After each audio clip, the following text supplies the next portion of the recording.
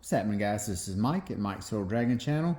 Today is new comic book day, and I have got a fairly large stack. Well, not terribly large, I guess you would say. Maybe slightly bigger than normal stack. Not fairly large, just slightly more than normal. And managed to actually get down to the shop this morning on time, pick my stuff up. So we'll go ahead and run through what I've got here.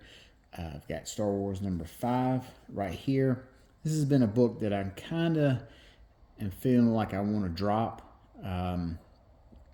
It's just not really grabbing me. I mean, it's fine and all, but it just has not really hooked me in like I thought it would. So it might be on the chopping block here next issue. Then we've got another issue of Josh Williamson's G.I. Joe book.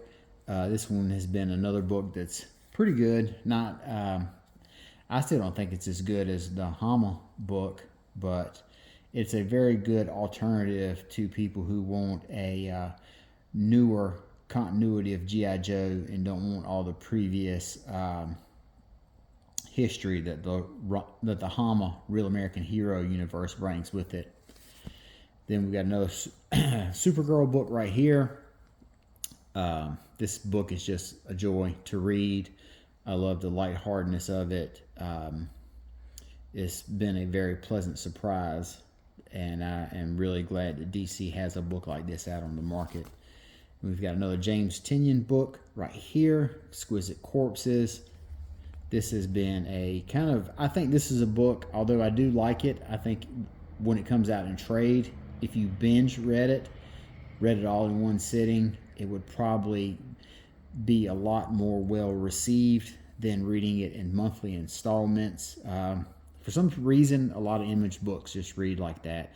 Image books, and I know it's not a thing anymore, but a lot of the Vertigo books would read really well like that. They lent themselves really well to binge reading. So this is only going to run for 12 issues.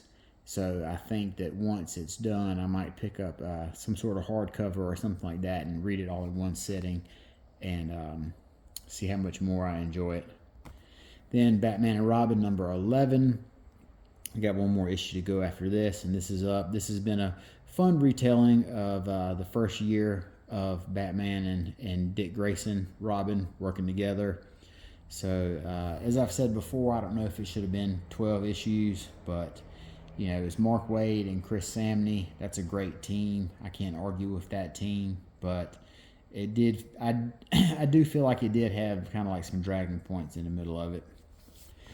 Captain Planet, the Planeteers #5. This is a battle between Captain Pollution and Captain Planet. David Pepose has done a real good job putting his own spin on Captain Planet, kind of redoing a little bit of the origin and the abilities of Captain Planet, and kind of, it's the same and very respectful to the original property, but with just a couple of twists. Still very familiar book, but or the character's still familiar, but like most of these Dynamite books, I'm really enjoying that they're using these characters like Captain Planet, Space Ghost, Johnny Quest, etc.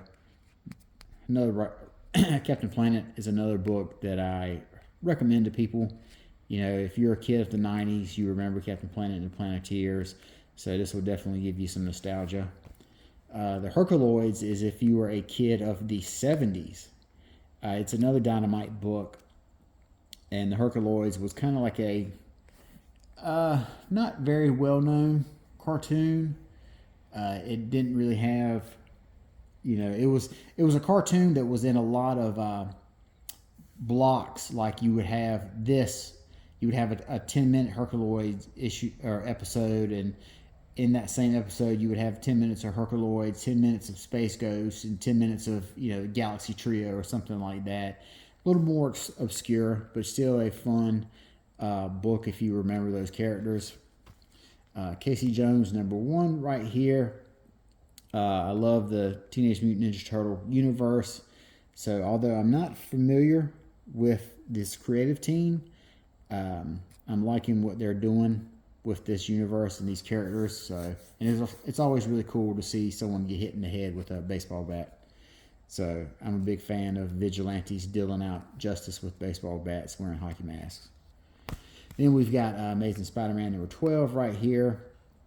Joe Kelly and Ed McGuinness have really been firing on all cylinders the last couple issues, and I hope this one keeps it up. Marvel Zombies Red Band issue. The red band means that it's excessively gory and violent, and I guess you could say that the Marvel Zombies, that type of not that property, but that theme, that storyline, those characters lends itself well to red band. Predator versus the Marvel Universe. This is issue number 2. I love this cover right here. I wait till all my miniseries are finished to read, but this has spiraled out of the storyline of Black Panther fights the Predator, Spider-Man fights the Predator, Wolverine fights the Predator, and so this is kind of like the final culmination of all that. So it ought to be cool. If we get to see all these characters fighting the Predators, that would be really cool.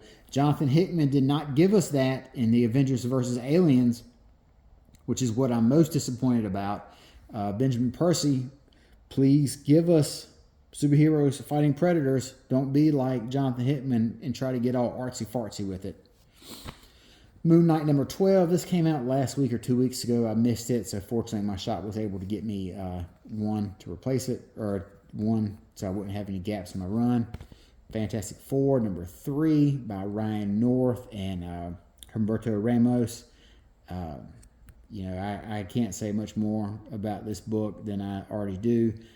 I've loved One World Under Doom. I've loved Fantastic Four, all under Ryan North. He's got these characters down pat.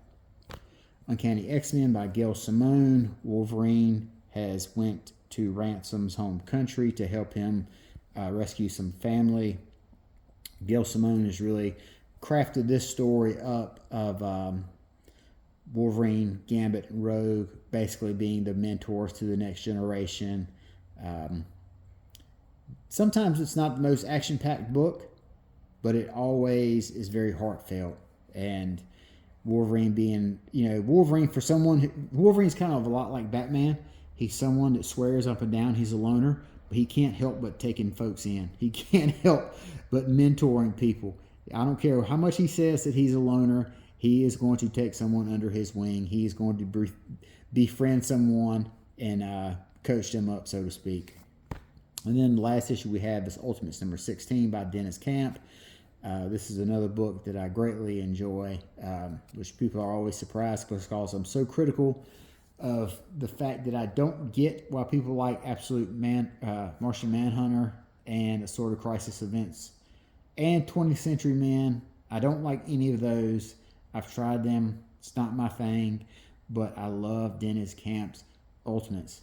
So good. Good stuff right here. So we have got 1, 2, 3, 4, 5, 6, 7, 8, 9, 10, 11, 12, 13, 14. I got 14, 15 books right here. And then I'm going to do a separate video about the other book I picked up today, which was the Deadpool and Wolverine book. I became everything that I hated. I bought every copy of, or every cover, I should say. So it's me. I'm part of the problem with the variants. But I'm going to do that as a separate video. But this is just everything I picked up right here. Hopefully you guys got a chance to get down to your shop, pick your stuff up. And once you got your stuff, dive on in. Just start reading. Till next time, talk to you guys later. Bye-bye.